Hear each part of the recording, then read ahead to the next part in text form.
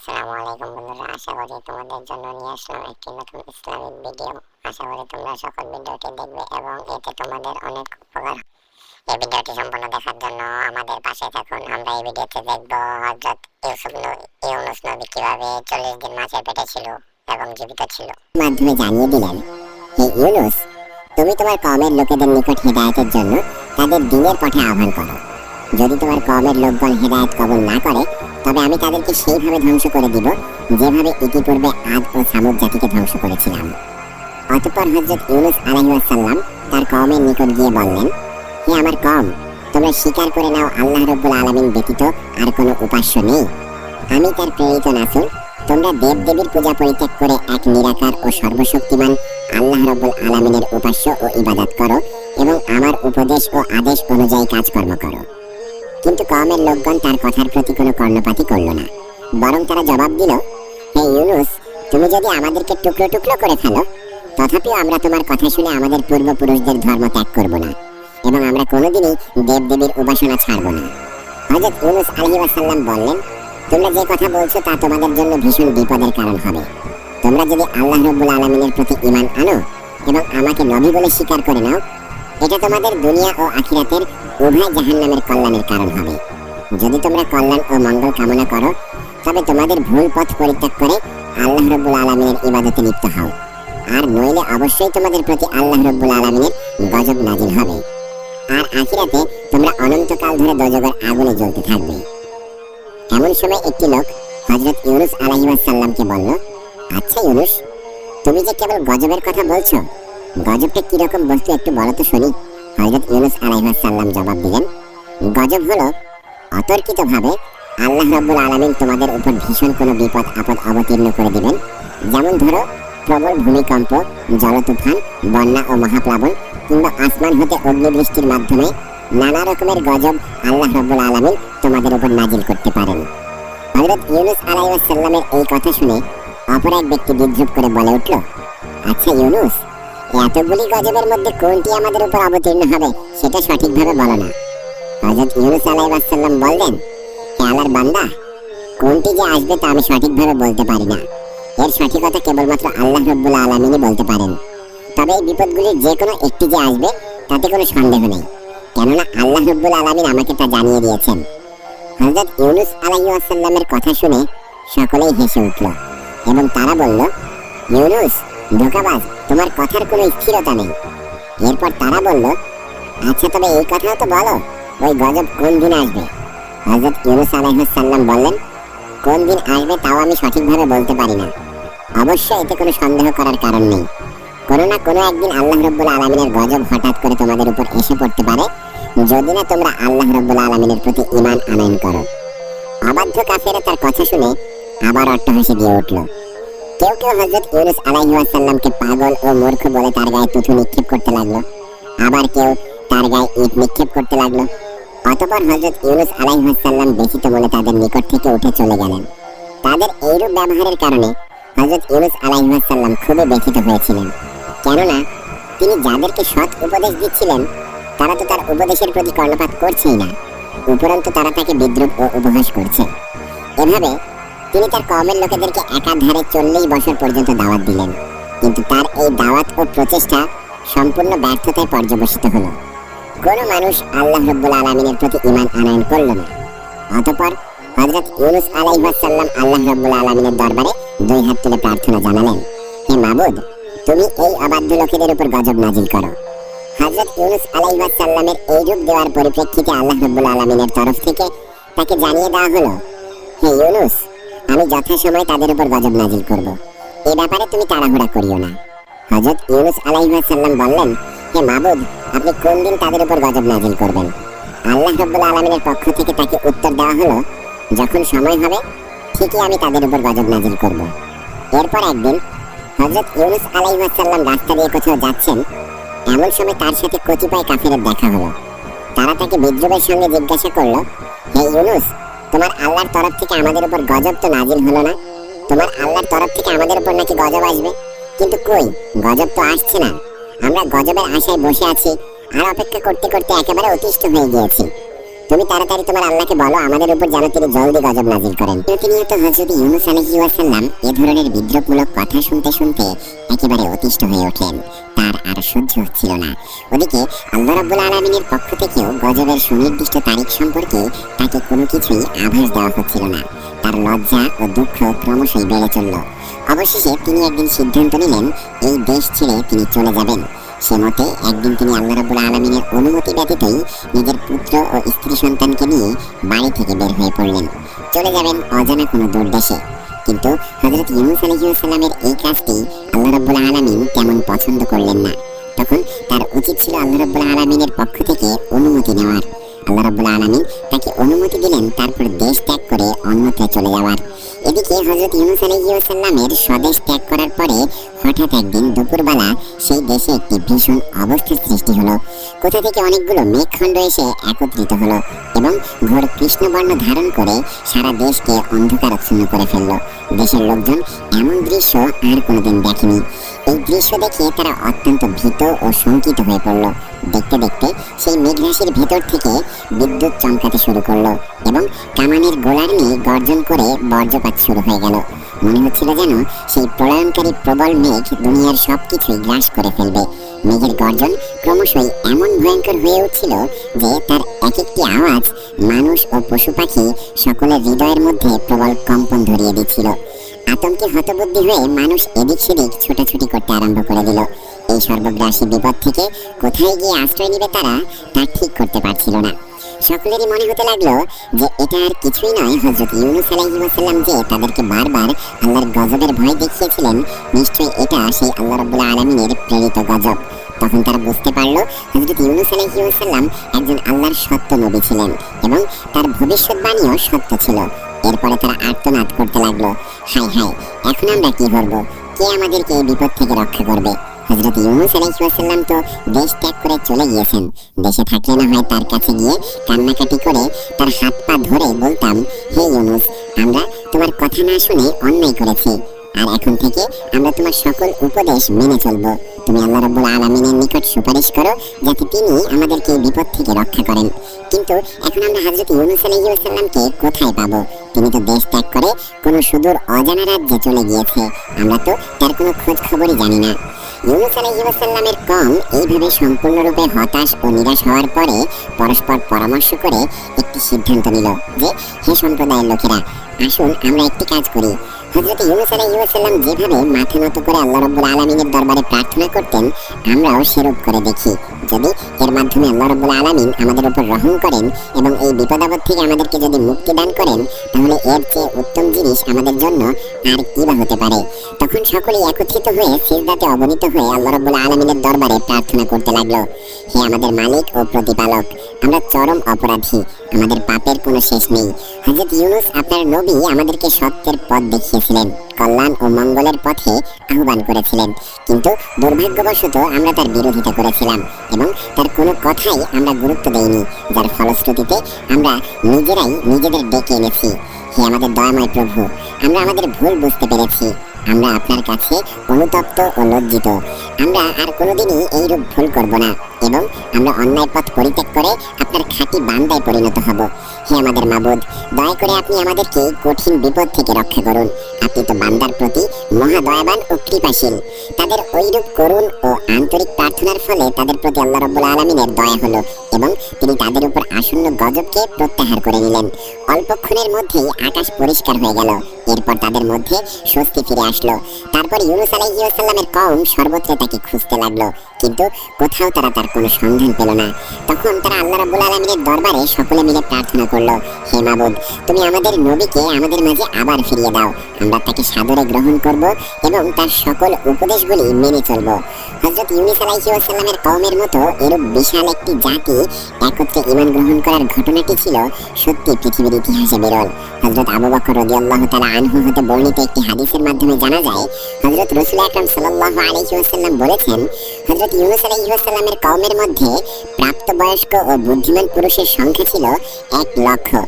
এছাড়া নারী ও বালক বালিকার সংখ্যা ছিল প্রায় 3 লক্ষ।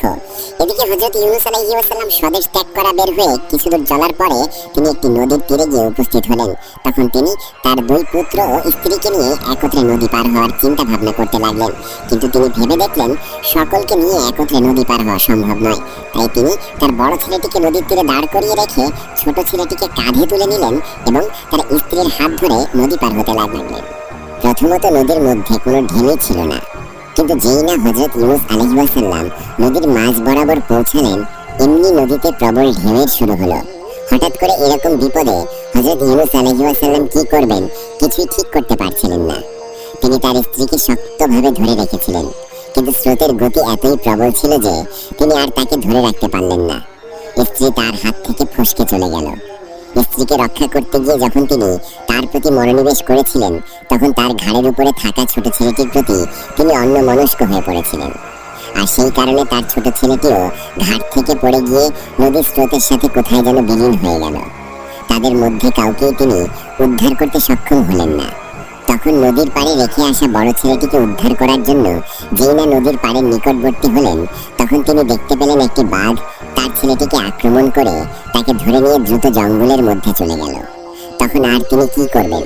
এভাবেই তিনি স্ত্রী পুত্রকে হারিয়ে শোকাহত মনে একাই নদীর পাড় ধরে সম্মুখে চলতে লাগলেন। বহুদূর পথ অতিক্রম করার পর তিনি দেখতে পেলেন একটি বিরাট নদীর কোলে একটি জাহাজ নোঙর করা রয়েছে।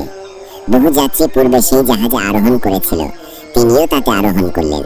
অল্পক্ষণের মধ্যেই তা নদীর সীমানা পেরিয়ে সমুদ্রে গিয়ে উপনীত হলো। সমুদ্রে উপনীত হয়ে কিছুক্ষণ জাহাজটি ভালোই চলছিল, কিন্তু যেই না তারা সাগরের মাঝে উপনীত হলো, তখন আর সেই জাহাজটি সামনে অগ্রসর হচ্ছিল না। একই স্থানে সেটি আটকে থাকলো। জাহাজের কাপ্তান ও নাবিকেরা অনেক চেষ্টা করলেও জাহাজটিকে সামনে নিতে সক্ষম হলো না। তারা দেখলো জাহাজের সবকিছুই ঠিকঠাক রয়েছে, তারপরও জাহাজ সামনে অগ্রসর হচ্ছে না। অতবার জাহাজের কাপ্তান, নাবিক এবং আরোহীগণ সকলেই অবাক হয়ে ভাবতে লাগলো যে এরূপ হওয়ার কারণ কি। ওই জাহাজে একজন ধর্মবীর কামিল বুজুর্গ লোক ছিলেন। তিনি বললেন, নিশ্চয়ই জাহাজে এমন একজন গোলাম আছে যে তার মালিকের কাছে না বলে পালিয়ে এসেছে এবং সে এই জাহাজে আরোহণ করেছে, আর তার পাপের কারণে জাহাজ সামনে চলছে না। সেই ব্যক্তিকে যতক্ষণ পর্যন্ত জাহাজ থেকে ফেলে না দেওয়া হবে, ততক্ষণ পর্যন্ত জাহাজ বিপদমুক্ত হবে না। তখন এক এক করে জাহাজের প্রত্যেক আরোহীর কাছে জিজ্ঞাসা করা হলো যে, তোমাদের মধ্যে কি কেউ এমন আছো যে তার মালিকের অনুমতি ব্যতীত পালিয়ে এসেছো? কিন্তু সকল যাত্রীরা এই কথা অস্বীকার করলো। তখন হযরত ইউনূস আলাইহিস সালাম ভাবতে লাগলেন যে, আমি তো মনিবের নিকট না বলে পালিয়ে এসেছি। আমি আমার মহান প্রতিপালক সর্বশ্রেষ্ঠ আল্লাহ রাব্বুল আলামিনের অনুমতি না নিয়েই স্বদেশ ত্যাগ করে বিদেশের পথে রওনা করেছি। আমার মতো এত বড় পাপী আর কে হতে পারে? এই কথা চিন্তা করে তিনি জাহাজ কর্তৃপক্ষের নিকট গিয়ে বললেন, আমি আমার মালিকের নিকট না বলে পালিয়ে এসেছি। আপনারা আমাকে সাগরে ফেলে দিন। আমাকে সাগরে নিক্ষেপ করা হলে জাহাজ চলতে শুরু করবে এবং আপনারা সকলে বিপদমুক্ত হয়ে যাবেন। ইউনূস আলাইহিস সালাম এই কথা বললেও তার লাবণ্যময় চেহারা দেখে কেউই বিশ্বাস করতে পারল না যে তিনি কারো গোলাম হতে পারেন। কোনো গোলামেরই আচরণ এবং কথাবার্তা এরূপ হতে পারে না, বরং তাকে সকলে বিশেষ কোনো সম্ভ্রান্ত লোক বলে মনে করতে লাগলো।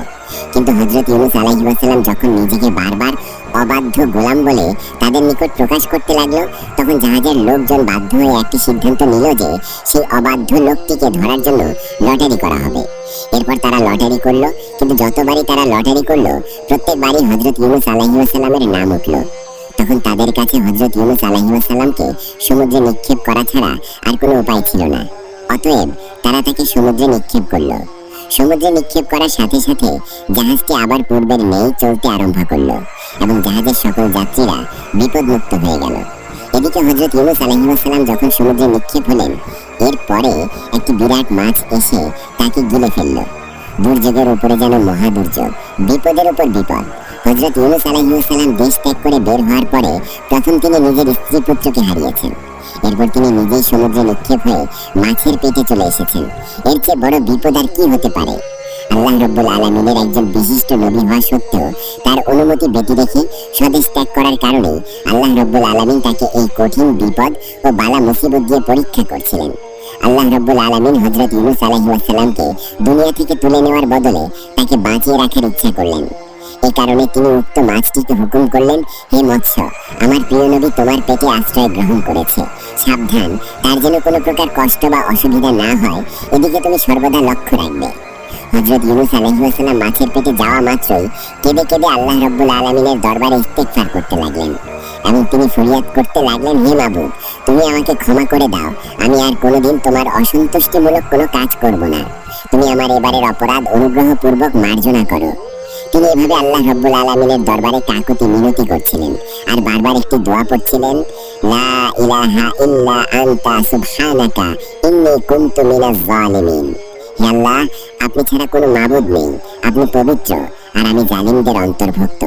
এভাবেই একাধারে হযরত ইউনূস আলাইহিস সালাম মাছের পেটে 40 দিন কাটালেন এবং ইউনূস আলাইহিস সালাম মাছের পেটে থেকে বিরতিহীনভাবে এই দোয়াটি পাঠ করে যেতে লাগলেন। তিনি বুঝতে পারছিলেন না কখন দিন হচ্ছে আর কখন রাত হচ্ছে। 40 দিনে হযরত ইউনূস আলাইহিস সালাম সর্বমোট 1,40,000 বার এই দোয়াটি পাঠ করেছেন। শেষ পর্যন্ত আল্লাহ রাব্বুল আলামিনের দয়া ও কৃপা হযরত ইউনূস আলাইহিস সালামের জন্য উঠে উঠল। তিনি তার প্রিয় বান্দার এই রকম অবস্থায় আর অবিচল থাকতে পারলেন না। তখন তিনি ওহীর মাধ্যমে তাকে জানালেন, হে ইউনূস, তুমি যে দোয়াটি পাঠ করেছিলে, এই দোয়াটি যদি তুমি পাঠ না করতে তাহলে কিয়ামতের আগ পর্যন্ত তুমি মাছের পেটেই থাকতে, কোনোদিন মুক্তি পেতে না। আল্লাহ রাব্বুল আলামিন কোরআনুল কারীমে ঘোষণা করেছেন, আমি ইউনূসের ডাকে সাড়া দিলাম এবং তাকে বিপদমুক্ত করলাম, আর এভাবেই আমি মুমিনদেরকে বিপদমুক্ত করে থাকি। 40 দিন যাবত হযরত ইউনূস আলাইহিস সালাম মাছের পেটে কোনো রকমের খাবার বা পানীয় গ্রহণ করেননি। আল্লাহ রাব্বুল আলামিনের তাসবিহ ছিল তার একমাত্র খোরাক। আল্লাহ তাআলা হযরত ইউনূস আলাইহিস সালামের প্রতি কৃপা প্রদর্শন এবং তার দোয়া কবুল করার সঙ্গে সঙ্গে মাছটির পেটে অনেক ব্যথা ও বেদনা শুরু হয়ে গেল। মাছটি ব্যথা ও যন্ত্রণায় অস্থির হয়ে পড়ল। এরপর আল্লাহ রাব্বুল আলামিনের নির্দেশে একটি জনমানবহীন মরুময় দ্বীপে মাছটি হযরত ইউনূস আলাইহিস সালামকে উদ্গীরণ করে দিল এবং এভাবেই সে নিজের পেটের বেদনা থেকে মুক্তি লাভ করল আর শান্তি ও স্বস্তির মুখ দেখল। হযরত ইউনূস আলাইহিস সালাম তখন প্রায় জীবন্ত মৃত্যুর মতো অবস্থা প্রাপ্ত হয়ে পড়েছিল।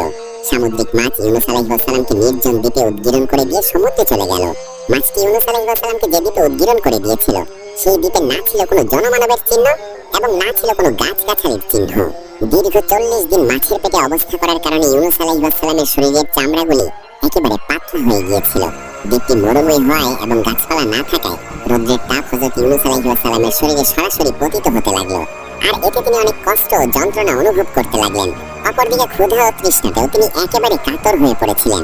কিন্তু তিনি কি খাবেন? সমুদ্রের পানি ছিল লবণাক্ত এবং আশেপাশে এমন কোনো খাবারও নেই যেই খাবার খেয়ে তিনি নিজের শরীরের শক্তি ফিরিয়ে আনতে পারেন।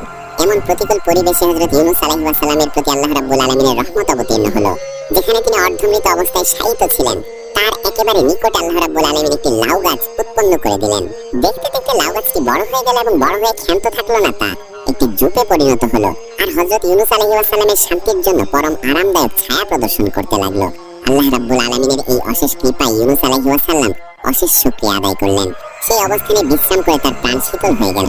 একটু পরে তিনি দেখতে পেলেন সেই গাছে কতগুলি ফল ধরল। দেখতে দেখতে সেই ফলগুলি বড় হলো। এই ফলগুলি দেখতে লাউয়ের মতো হলেও সেগুলো ছিল অত্যন্ত মিষ্ট ও সুস্বাদু। তার মধ্যে থেকে আল্লাহ রাব্বুল আলামিন একটি ফল হযরত ইউনূস আলাইহিস সালামকে ভক্ষণ করার ব্যবস্থা করে দিলেন। সেই ফলটি ভক্ষণ করে ইউনূস আলাইহিস সালাম দেখলেন এমন সুমিষ্ট ও সুস্বাদু ফল তিনি জীবনে আর কখনো ভক্ষণ করেননি, কারণ এটি ছিল জান্নাতি ফল। এভাবে আল্লাহ রাব্বুল আলামিন তার ক্ষুধা দূর করলেন।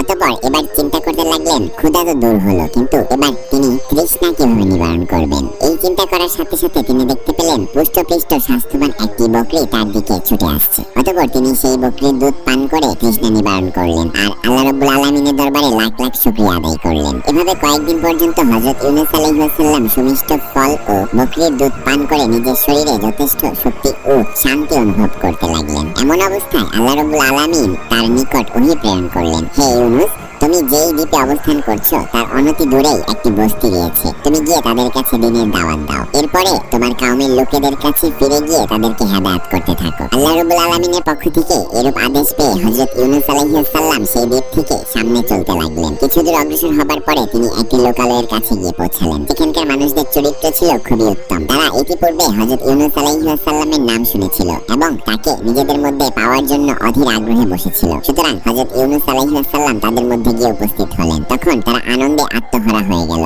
অতঃপর তিনি তাদের কাছে দ্বীনের বিধিবিধান পেশ করলেন আর আল্লাহ রাব্বুল আলামিনের দ্বীন কবুল করে হযরত ইউনূস আলাইহিস সালামের উম্মতে পরিণত হলো। অতঃপর হযরত ইউনূস আলাইহিস সালাম সেই দেশের সর্বোচ্চ ভ্রমণ করে ওয়াজ নসিহত করতে লাগলেন। একদা তিনি একটি মজলিসে ওয়াজ করছিলেন, এমন সময় কোথা থেকে যেন নবীর স্ত্রী ও তার ছোট ছেলে সেখানে এসে উপস্থিত হলো। নবী তাদেরকে দেখে অত্যন্ত অবাক হলেন এবং আল্লাহ রাব্বুল আলামিনের দরবারে অশেষ শুকরিয়া আদায় করলেন। অতঃপর তিনি তার স্ত্রীর নিকট তাদের বেঁচে থাকার ঘটনাটি জানতে চাইলেন। স্ত্রী বললেন, আমরা আপনার হাত থেকে ছুটে পানির মধ্যে হাবুডুবু খাচ্ছিলাম। প্রবল স্রোতে কখনো আমাদেরকে পানিতে তলিয়ে নিচ্ছিল, আবার কখনো উপরে ভাসিয়ে রাখছিল। আমরা অত্যন্ত ভীত হয়ে পড়েছিলাম। এভাবে কয়েক ঘন্টা চলার পরে আমাদের পায়ের নিচে মাটি আসলো, তখন আমরা সেখানে সোজা হয়ে দাঁড়ালাম আর এর মধ্যে স্রোতের প্রবলতা কিছুটা কমে গেল। একটু পরে আমরা দেখতে পেলাম সেখানকার পানি সম্পূর্ণরূপে শুকিয়ে গিয়েছে। তখন আমরা সেখান থেকে উঁচু স্থানের দিকে হাঁটতে লাগলাম। কিছু দূর হাঁটার পরে আমাদের সাথে কয়েকজন মানুষের দেখা সাক্ষাৎ হলো। তারা আমাদেরকে অসহায় অবস্থায় দেখে আমাদের নিকট আসলো এবং আমাদের পরিচয় জিজ্ঞাসা করলো। আমি তখন আপনার নাম বলে পরিচয় দিলাম। তারা আমাদেরকে যথেষ্ট সম্মান প্রদর্শন করে তাদের সঙ্গে নিয়ে চললো। আমরা তাদের সাথে তাদের বাড়িতে গিয়ে পৌঁছালাম। তারা আমাদেরকে সেখানে আশ্রয় দিল এবং আমাদের থাকা খাওয়ার সম্পূর্ণ ব্যবস্থা করে দিল। এভাবেই দিন চলছিল। একদিন আমি স্বপ্নে দেখলাম একজন শুভ্র পোশাক পরিহিত ব্যক্তি আমাকে বলছে, হে নবীর স্ত্রী, তোমার স্বামীর উপর আল্লাহ রাব্বুল আলামিনের পরীক্ষা শেষ হয়েছে। অল্প দিনের মধ্যেই তার সাথে তোমার সাক্ষাৎ হবে এবং আল্লাহ রাব্বুল আলামিন তোমাদের সুখের দিন ফিরিয়ে দিবেন। এরপর একদিন আমরা জানতে পারলাম যে আপনি এই লোকালয়ে আগমন করেছেন, আর এই খবর পেয়ে আমরা আপনার কাছে এসে উপস্থিত হলাম। স্ত্রীর মুখে এই কাহিনী শুনে নবী অনেক খুশি হলেন এবং আল্লাহ রাব্বুল আলামিনের দরবারে লাখ লাখ শুকরিয়া আদায় করলেন। একদিন পর হযরত ইউনূস আলাইহিস সালাম এক বৈঠকে বসে কয়েকজন লোককে উপদেশ প্রদান করছিলেন। এমন সময় একজন লোক সেখানে এসে উপস্থিত হয়ে বললেন,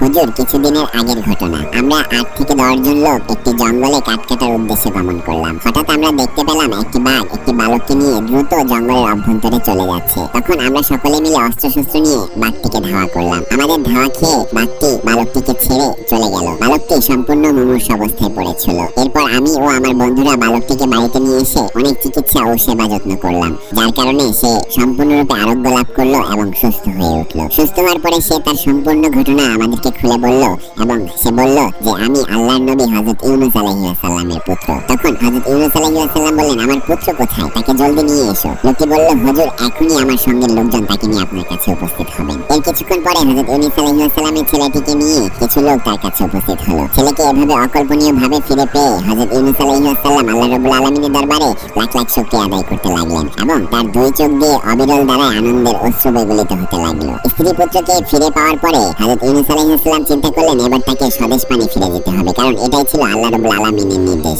অতঃপর তিনি সেই দেশের লোকজনকে বিদায় জানিয়ে স্বদেশের পথে গমন করেন। প্রিয় দর্শক, এই ছিল মহান আল্লাহর এক প্রিয় নবীর কাহিনী, যার ধৈর্য, তওবা আর আল্লাহর প্রতি ভরসা আজও আমাদের জন্য বড় শিক্ষা। আমরা যেন ইউনূস আলাইহিস সালামের মতো বিপদে পড়ে আল্লাহকে ডাকি, তওবা করি, ধৈর্য ধরি, এই দোয়া করি আল্লাহর দরবারে। আল্লাহ যেন আমাদেরকে সত্য বোঝার ও সে অনুযায়ী জীবন গড়ার তৌফিক দেন। আমিন। ভিডিওটি যদি আপনার ভালো লেগে থাকে একটা লাইক দিন, নিচে কমেন্ট করে মতামত জানান আর নতুন নতুন ইসলামিক কাহিনী পেতে সাবস্ক্রাইব করতে ভুলবেন না। আল্লাহ হাফেজ, দেখা হবে পরের ভিডিওতে ইনশাআল্লাহ।